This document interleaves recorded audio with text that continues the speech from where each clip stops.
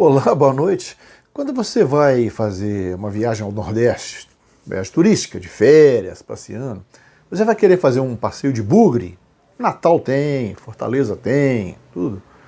O cara do bugre te pergunta, você quer com emoção ou sem emoção? O sem emoção é um caminho mais tranquilo, tal, passa umas dunazinhas, uma ou outra, uns caminhos mais íngremes e tal, mas o com emoção são dunas que você acha que o bugre vai capotar, vai te deixar espetado no meio do mar.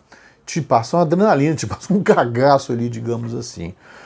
O time que contrata, transportando isso para o futebol, só para fazer um comparativo, o time que contrata o Jorge Sampaoli, ele vai optar sempre por um passeio com emoção, porque o time dele vai com adrenalina a mil, é quase incendiário, é um time intenso ao extremo, é aquele jeito nervoso do Sampaoli que ele transmite para dentro do campo, ele caminhando para lá e para cá, caminhando. Nesse fim de semana, por exemplo, o Atlético Bragantino, ele não ficou na beira do campo, ele estava suspenso, ele ficou no camarote, ele andava lá em cima, no camarote do Mineirão, ele cava quase uma trincheira por ali de tanto caminhar. Ele transmite esse espírito aí. Pois bem, o Atlético Mineiro, nesse começo de semana, que ele tinha tudo para ser uma semana tranquila, semana em velocidade, não vou falar Cruzeiro não, para não falar que é o rival, mas uma velocidade tranquila, administrando. Porque colheu uma rodada espetacular no Campeonato Brasileiro, com tropeço de quase todos os principais concorrentes. Eu diria até todos, eu não acho que o Vasco seja um concorrente lá para frente. Os vascaínos que me perdoem. E os outros estão envolvidos em Libertadores essa semana. Ou Copa do Brasil, tudo, Libertadores. E ele não. Então ele tinha tudo para ter uma semana navegando em águas calmaria. E, no entanto, cavou um princípio de incêndio ali, um princípio de crise, que é um passeio de bugre, com emoção e sem o freio. Mandou tirar o freio. Mandou tirar o freio. Só pode ser. Essa contratação que depois voltou atrás do Thiago Neves foi um tiro na água, uma confusão. O Atlético não precisava disso nesse momento. Criou ali um clima de desconfiança, diretoria, Sampaoli, torcida. Desnecessário, não precisava disso. O Atlético tinha que estar ungido nesse momento, tranquilo, unido, navegando aí, vendo os outros se arrebentarem e ele folgadão, recuperando o jogador, treinando normalmente. Não foi isso que aconteceu. O princípio da coisa foi o anúncio na noite de segunda-feira que estava tudo certo para a contratação do Thiago Neves, indicado pelo Sampaoli e contratado pelo Alexandre Matos. Que dupla, essa dupla também bota para quebrar. Pois bem, o Thiago Neves, a torcida do Cruzeiro tem todos os motivos do mundo para não ter saudades dele aí, porque ele se comportou muito mal no ano passado. Eu não estou dizendo que ele foi o culpado pelo rebaixamento do Cruzeiro, não. Seria uma simplificação da coisa e transferir somente para ele uma culpa cuja maior parte, muito maior parte, cabe aos dirigentes que roubaram o clube, assaltaram literalmente o clube de alto a baixo. Foi um processo que caminhou de fora para dentro, que atingiu o campo, e ele se mancomunou um pouco ao dedicar gol a Itaí Machado, que era um desses ladrões, desses dirigentes aí que foram acusados de malversação no clube. Quem sou eu para acusar? Né? O Ministério Público que faz isso, Polícia Federal, não, Receita, não eu. Né? E o Thiago Neves se solidarizou com ele e conspirou com ele para a queda do Rogério Ceni. Perdeu o pênalti no jogo decisivo. Não acho que perdeu por querer. Não venham com essa. Não acho. Eu até discuti com um amigo meu outro dia, cruzeirense. Ele não perdeu por querer. Não, perdeu porque perdeu. O primeiro pênalti que ele tinha cobrado pelo Cruzeiro 2 anos antes, ele perdeu também. Então perde pênalti quem cobra. Perdeu, mandou para fora, tirou o goleiro da jogada. Não acho que foi por querer. Mas simbolizou. Ele foi afastado pelo Zezé Perrella, que estava ali de volta ao clube. É uma coisa para jogar para a galera, para botar um bode expiatório, para tirar o corpo fora um pouco. Então ficou muito cômodo. O Thiago Neves, ele foi um dos responsáveis, como outros foram. O Mano Menezes, que armou ou desarmou aquele grupo, né? A diretoria, Wagner Pires de Sá, Itaí Machado, essa turma que tomou o clube de assalto. Então ele foi, a torcida do Cruzeiro tem motivos para não desejar a volta dele tão cedo ou vê-lo pelas costas. Agora a torcida do Atlético também tem, porque como jogador do Cruzeiro, ele provocava exageradamente o time do Atlético.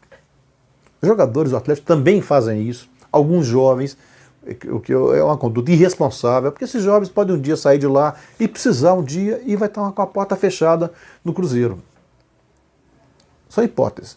E o Thiago Neves deveria ter uma porta fechada no Atlético, porque o ano passado, quando teve a tragédia de Brumadinho, tem morto até hoje sendo procurado, tem corpo que não apareceu. Ele fez uma gracinha com o negócio de assalo de troféu do Atlético, não sei o quê, misturando com Brumadinho, uma coisa de mau gosto, de péssimo gosto. Só ali ele já respeitou Brumadinho, o Atlético, né, e a vida humana.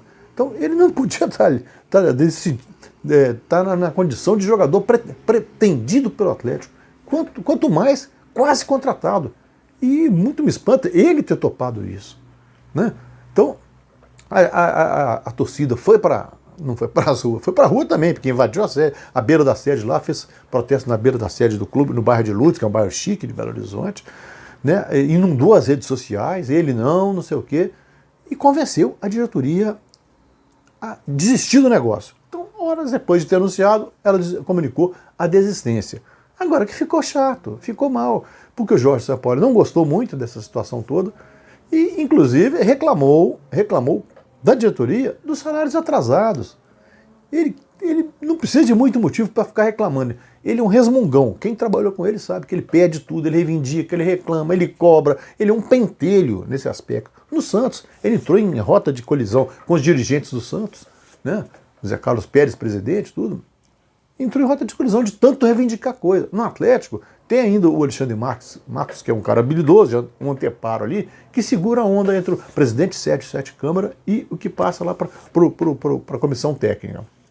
Mesmo assim, ele reivindica o tempo todo. Agora, reivindicar o Thiago Neves é um absurdo. Né? E apareceu com o negócio do salário atrasado. Misturou uma coisa com outra. Tudo bem, não pode atrasar salário.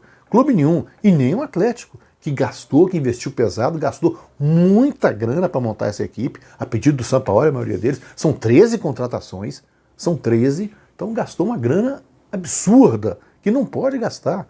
Beira a irresponsabilidade. Ainda que tenha um mecenas, o senhor Rubens Menin, lá da MRV, que dá nome ao futuro estádio, que está construindo estádio, doou terreno, uma esmola exagerada ali, né? Dá para desconfiar um pouco, mas tá lá, tá tocando. Se o clube não tiver nada com isso diretamente, vamos ver, né?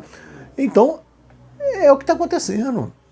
Então, o seu Thiago Neves não tinha que ter anunciado, não tem que ter sido anunciado, o Sampaoli não tinha que ter cobrado isso e expôs a situação de novo do salário atrasado, cobrou, e diria até que ele teria ameaçado sair em dezembro, eu não sei. Esses detalhes eu não tenho. Mas criou-se um princípio de crise ali, um curto-circuito desnecessário no momento em que o Atlético navega tranquilo no Campeonato Brasileiro, como um forte concorrente, e um concorrente que tem uma tabela melhor de todas, o calendário melhor de todos, porque só tem o brasileiro para disputar. Precisa complicar dessa forma? Perdeu-se um tempo, perde-se 2 dias discutindo uma situação que não vai ter a vida do clube, mas que mexe com os ânimos, cutuca as coisas, cria um atritozinho ali entre Sampaoli e diretoria. Para quê? Vamos com um barulho desse. Vai se entender uma coisa dessa? Dá para entender? Não dá para entender.